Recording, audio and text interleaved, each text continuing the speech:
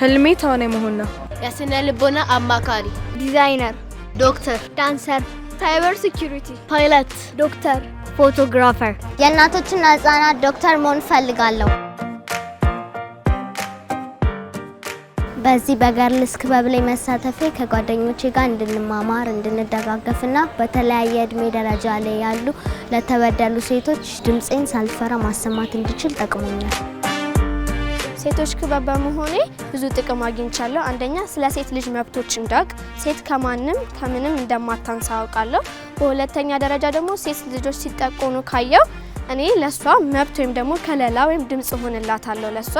ሀገር ካስማ ስትነኝኔ የበረታው በወገኔ። በማህበረሰብ ውስጥ ያሉትን ተጽዕኖዎች ተቋቁመው ሴት ልጆች መሪ እንዲሆኑ UNFPA ለሚያደርገው ድጋፍ ከልብ አመሰግናለሁ። ይህ ድጋፍ እንዲቀጥል በእኔና በጓደኞቼ ስም ጥሬን አቀርባለሁ። እንችላለን፣ አብረን አቅም አለን።